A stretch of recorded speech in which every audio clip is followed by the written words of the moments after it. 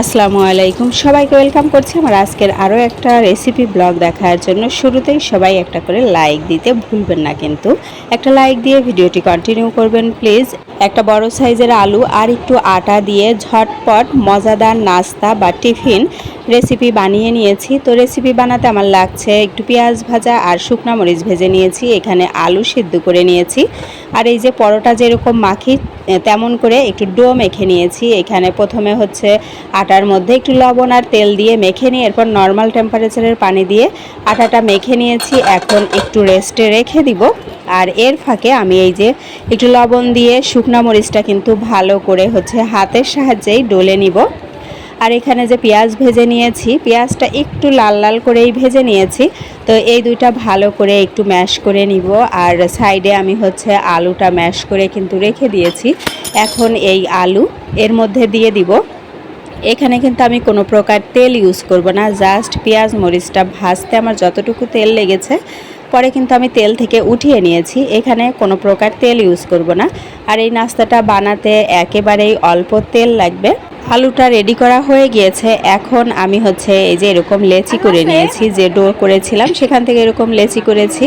তো এটা একটু হাত দিয়ে টেনে বড় করে নিচ্ছি। চাইলে বেলুন দিয়ে বেলে কিন্তু একটু বড় করে নেওয়া যেতে পারে, তো ওইটা আর করছি না, যেহেতু একটু রেস্টে রেখে দিয়েছিলাম। তো এটা কিন্তু খুব স্মুথ একটা ডো তৈরি হয়েছে, তো হাত দিয়েই আমি করে নিলাম।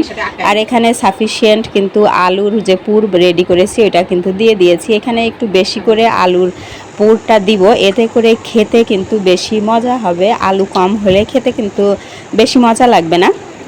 তো আমি হচ্ছে একদম টই টুম্বুর করে কিন্তু আলু দিয়ে দিয়েছি। আর এখন যে বেলে নিব, বেলবো কিন্তু আমি হচ্ছে এই যে আটা দিয়ে, আমি কিন্তু তেল দিয়ে বেলবো না। চাইলে কিন্তু তেল দিয়ে বেলা যায়, তেল দিয়ে বেলবো না কারণ হচ্ছে খাবারটা বেশি অয়েলি হবে। দ্বিতীয়ত হচ্ছে আমার কাছে মনে হয় যে প্রত্যেকটাই হচ্ছে একদম ফুলে উঠবে আর কি, আটা দিয়ে যদি এরকম বেলে নেওয়া হয়।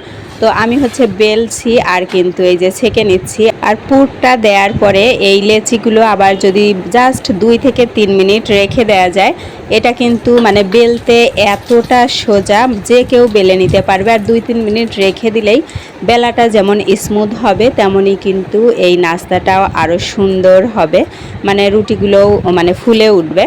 তো রেডি হয়ে গেল আমার কিন্তু রুটিগুলো একে একে রেডি হয়ে যাচ্ছে। এখন আমি একটা করে বেলছি আর একটা ছেঁকে নিচ্ছি। যেহেতু আমি কয়েক মিনিট রেখে দিয়েছিলাম, তো এটা কিন্তু বেলতে খুব একটা বেশি সময় লাগে না। আর আমি কিন্তু কিছুটা ছেঁকে নেওয়ার পরে তারপরে কিন্তু তেল দিচ্ছি, এতে করে কম তেল লাগবে, মানে তেলটা চুষে নিবে কম। আর একটু হচ্ছে মানে কড়া করে ভাজবো, তাহলে খেতে বেশি মজা লাগবে। আর আমি তো দেখলেন পুরটা কিন্তু অনেক বেশি করে দিয়েছি। আর পেঁয়াজটা আমি একেবারেই হচ্ছে সফট করে ভেজে নিয়েছিলাম। তো সেক্ষেত্রে যারা পেঁয়াজ খেতে পছন্দ করেন, এটা সার্ভ করার সময় এর উপরে পেঁয়াজ দিয়ে কিন্তু সার্ভ করা যেতে পারে।